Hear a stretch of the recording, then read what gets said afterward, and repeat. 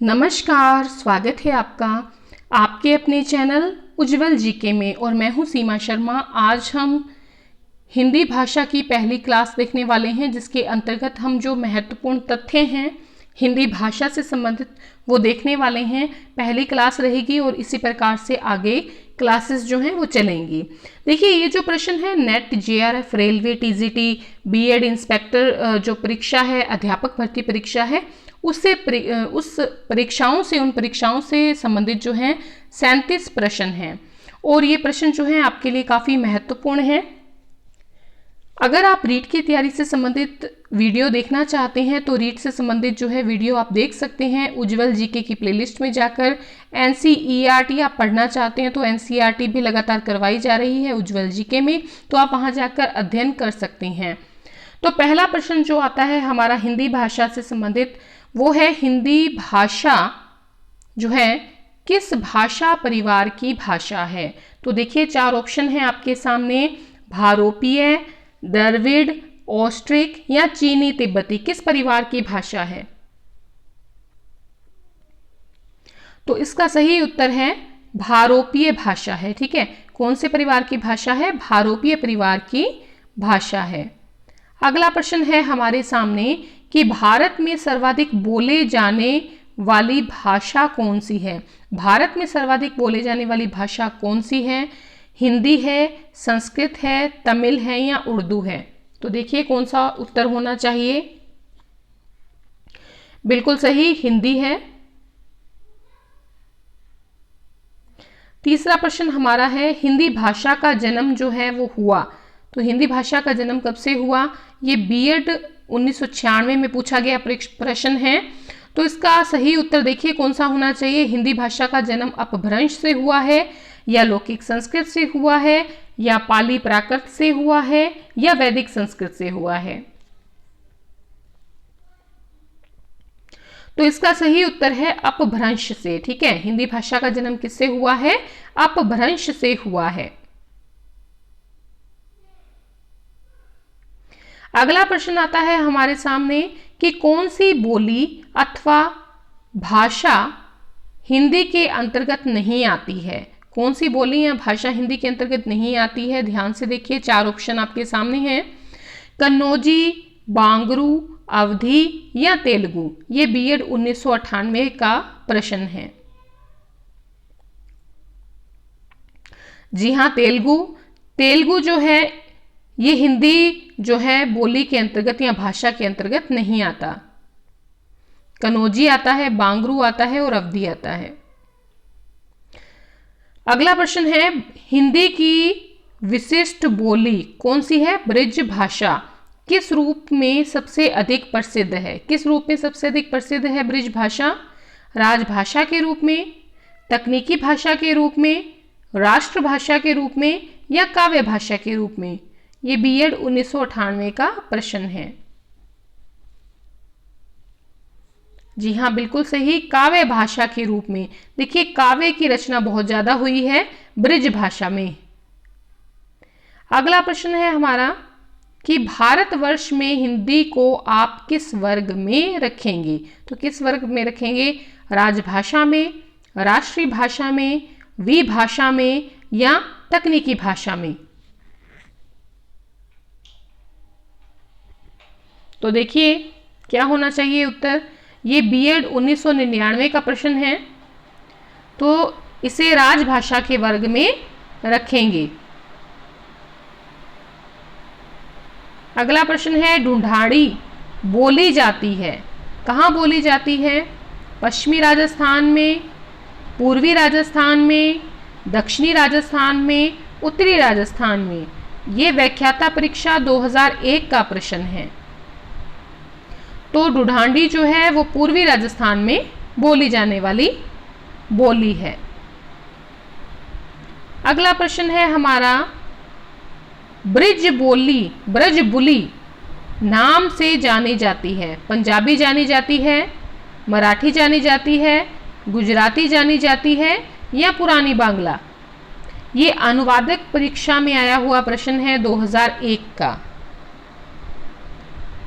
तो इसका सही उत्तर क्या होना चाहिए? तो ब्रजबुली जो है वो पुरानी बांग्ला जो है ब्रजबुली के नाम से जानी जाती है। अगला प्रश्न है हमारा 9वां प्रश्न, कौन सी भाषा देवनागरी लिपि में लिखी जाती है? तो कौन सी भाषा देवनागरी लिपि में लिखी जाती है? गुजराती, उड़िया, मराठी या सिंधी? देखिए सब इंस्पेक्टर परीक्षा 2002 का प्रश्न है, सोचिए क्या होना चाहिए। तो इसका सही उत्तर जो है वो मराठी है।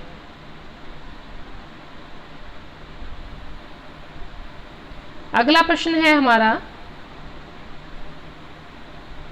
एक मनई के दुई बेटवे रहिन, ओ माँ लहुरा अपने बाप से कहिस, दादा धन माँ जवन हमर बखरा लागत होए तवन हमका दे दे। यह अवतरण जो है वो हिंदी की किस बोली में है? किस बोली में है ये अवतरण? भोजपुरी, कन्नौजी, अवधी या खड़ी बोली?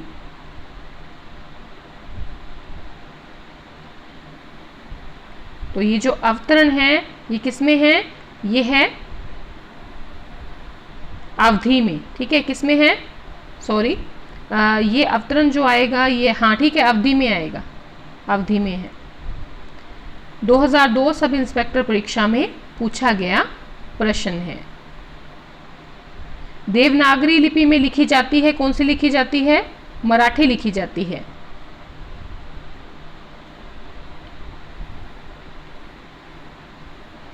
अगला प्रश्न है हमारा, निम्नलिखित में से कौन सी भाषा संस्कृत भाषा की अपभ्रंश है? तो संस्कृत भाषा की अपभ्रंश कौन सी है? देखिए जरा, खड़ी बोली है, ब्रिज भाषा है, अवधी है या पाली है? तो ये बीएड 2003 का प्रश्न है।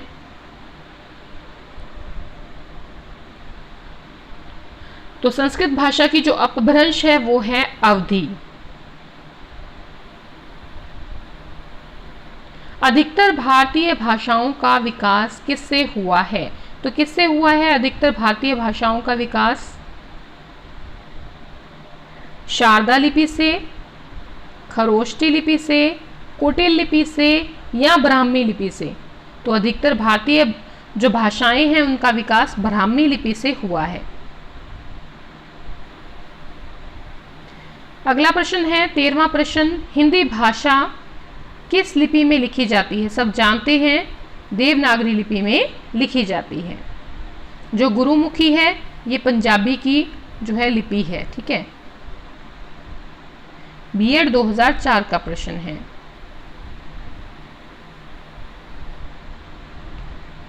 वर्तमान हिंदी का प्रचलित रूप है। वर्तमान हिंदी का जो प्रचलित रूप है वो है अवधी, ब्रिज भाषा, खड़ी बोली या देवनागरी? तो इसका सही जो उत्तर है वो है खड़ी बोली। वर्तमान हिंदी का जो प्रचलित रूप है वो है खड़ी बोली। अधिकांश जो है क्षेत्रों में खड़ी बोली बोली जाती है। हिंदी भाषा की बोलियों के वर्गीकरण के आधार पर छत्तीसगढ़ी जो बोली है वो कौन सी है?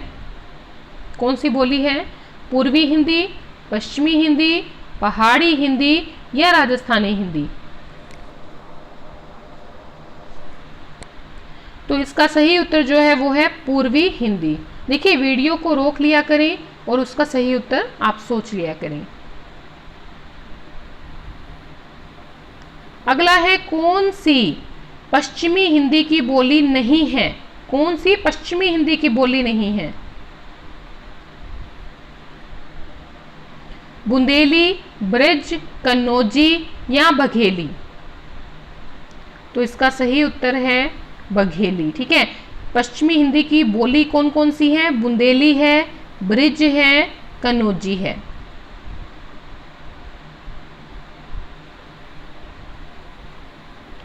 भारतीय संविधान में किन अनुच्छेदों में राजभाषा संबंधी प्रावधानों का उल्लेख है? तो भारतीय संविधान में किन अनुच्छेदों में राजभाषा संबंधी प्रावधानों का उल्लेख है? देखिए जरा, तो इसका सही उत्तर है 343 से लेकर 351 तक जो अनुच्छेद हैं वो राजभाषा से संबंधित प्रावधान है।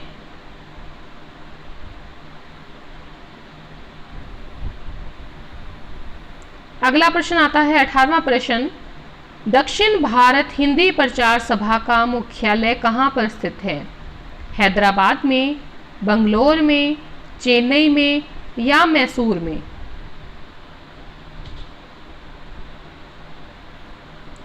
इसका सही उत्तर है मैसूर में। नेट जेआरएफ परीक्षा 2005 का प्रश्न है। दक्षिण भारत हिंदी प्रचार सभा का मुख्यालय कहां पर है? चेन्नई में। हिंदी भाषा के विकास का सही अनुक्रम कौन सा है? पाली से फिर प्राकृत, प्राकृत से फिर अपभ्रंश, अपभ्रंश से फिर हिंदी। ठीक है, तो कौन सा सही होना चाहिए? देखिए चारों ऑप्शन। हिंदी भाषा के विकास का सही अनुक्रम कौन सा है? तो इसका सही उत्तर ए है, यानी कि पाली से फिर प्राकृत, प्राकृत से फिर अपभ्रंश और अपभ्रंश से फिर हिंदी का रूप हमारे सामने आता है। अगला है, संविधान के अनुच्छेद 351 में किस भाषा का वर्णन है? संघ की राजभाषा, उच्चतम न्यायालय की भाषा, पत्राचार की भाषा, हिंदी के विकास के लिए निर्देश। तो कौन सा सही उत्तर होना चाहिए? 351 जो अनुच्छेद है उसमें वर्णन है कि हिंदी का जो विकास है उसके लिए निर्देश दिए गए हैं। टीजीटी 2005 का प्रश्न है ये।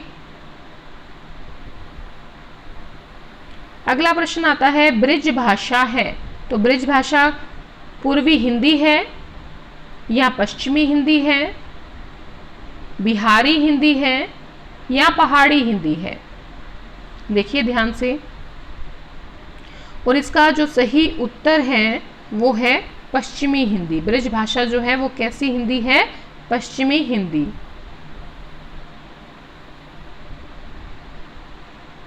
अगर आपको ये डिटेल में समझना है तो आप कमेंट करके बता दीजिएगा, मैं आपको एक वीडियो में समझा दूंगी अगर आप समझना चाहते हैं तो।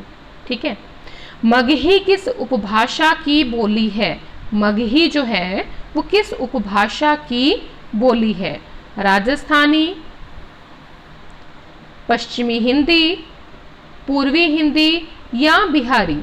ये प्रवक्ता परीक्षा 2005 में आया हुआ प्रश्न है। तो देखिए क्या उत्तर होना चाहिए। इसका सही है उत्तर बिहारी, ओ सॉरी पूर्वी हिंदी। ठीक है, मगही जो है वो किस, नहीं सही है, कंफ्यूज हो गए। ठीक है, बिहारी जो है, हाँ ठीक है, मगही जो है वो किस उपभाषा की बोली है? ये बिहारी जो है इसकी बोली है।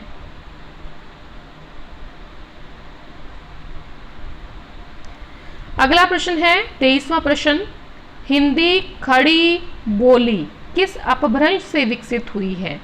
हिंदी खड़ी बोली जो है किस अपभ्रंश से विकसित हुई है?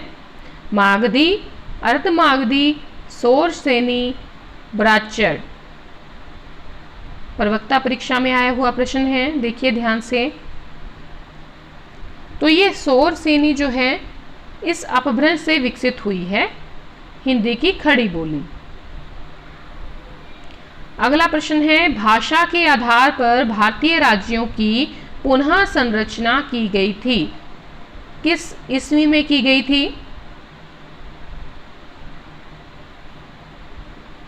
तो इसका सही उत्तर है 1956 ईस्वी में। भाषा के आधार पर जो भारतीय राज्यों की पुनः संरचना की गई थी वो 1956 में की गई थी। अगला प्रश्न है, भाषाई आधार पर सर्वप्रथम किस राज्य का गठन हुआ? भाषाई आधार पर सबसे पहले किस राज्य का गठन हुआ है? रेलवे 2005 का प्रश्न है। पंजाब का, जम्मू कश्मीर का गठन हुआ है या राजस्थान का या आंध्र प्रदेश का? देखिए ध्यान से, तो सबसे पहले जो गठन हुआ है वो आंध्र प्रदेश का हुआ है।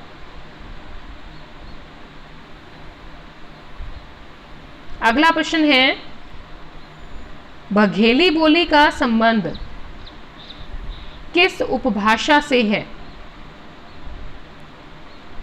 राजस्थानी, पूर्वी हिंदी, बिहारी या पश्चिमी हिंदी? तो इसका सही उत्तर है पूर्वी हिंदी।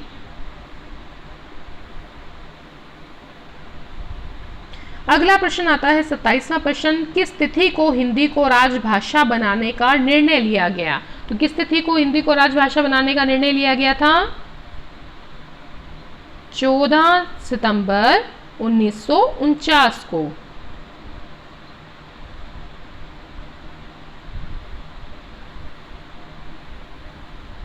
अट्ठाईसवां प्रश्न है, वर्ष 1955 ईस्वी में गठित प्रथम राजभाषा आयोग के अध्यक्ष कौन थे? B G. Kher, Suniti Kumar Chatterjee, G B. Pant, P. Subbarayan? तो इसका सही उत्तर है बी.जी. खेर।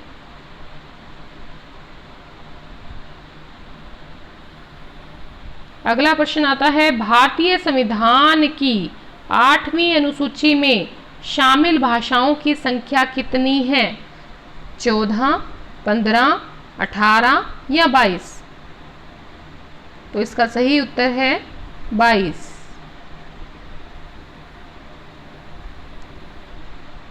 तीसरा प्रश्न है, हिंदी की आदि जननी है संस्कृत, पाली, प्राकृत या अपभ्रंश?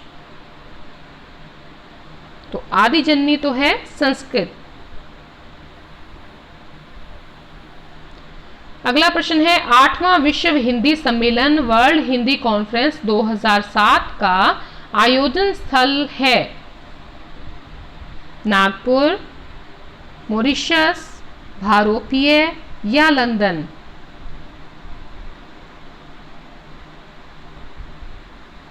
तो ये 8वां विश्व हिंदी सम्मेलन लंदन में आयोजित हुआ था।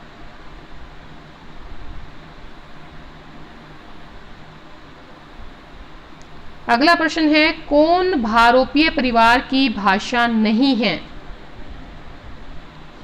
मराठी, गुजराती, मलयालम या हिंदी? जेआरएफ परीक्षा 2011 का प्रश्न है, तो इसका सही उत्तर क्या होना चाहिए? मलयालम। ठीक है, मराठी, गुजराती, हिंदी, बांग्ला ये भारोपीय परिवार की भाषाएं हैं। अगला है, हिंदी दिवस किस दिन मनाया जाता है? ये तो सब आपको पता ही है, ये टीजीटी 2014, इन सब इंस्पेक्टर परीक्षा 2011 और का प्रश्न है। तो कब मनाया जाता है हिंदी दिवस? 11 जून, 14 सितंबर, 28 सितंबर या 10 अक्टूबर? तो 14 सितंबर को मनाया जाता है। अगला प्रश्न है, विकास की दृष्टि से प्राकृत की पूर्वकालीन अवस्था का नाम क्या है? तो प्राकृत की जो पूर्वकालीन अवस्था थी उसका नाम क्या है? पाली, संस्कृत, हिंदी या अवधी? तो सही उत्तर है इसका पाली। अगला प्रश्न है 35वां प्रश्न, पश्चिमी हिंदी की दो बोलियों का सही युग्म कौन सा है? पश्चिमी हिंदी की दो बोलियों का सही युग्म कौन सा है? देखिए जरा, –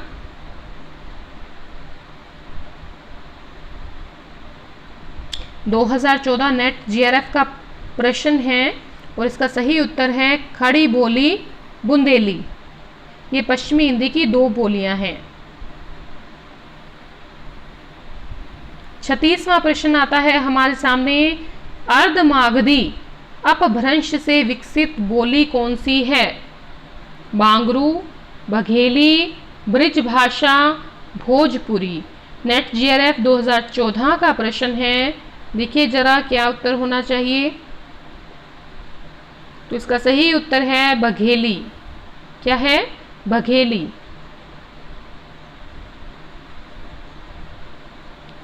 आप अर्धमागधी अपभ्रंश से विकसित जो बोली है वो कौन सी है? बघेली।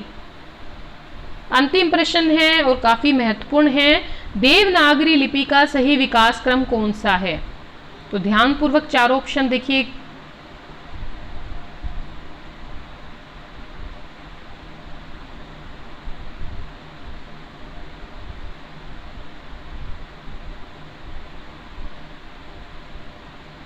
तो इसका बिल्कुल जो सही उत्तर है वो है सी ऑप्शन, ब्राह्मी लिपि से फिर गुप्त लिपि का टाइम पीरियड आया, उसके बाद नागरी लिपि और उसके बाद देवनागरी लिपि।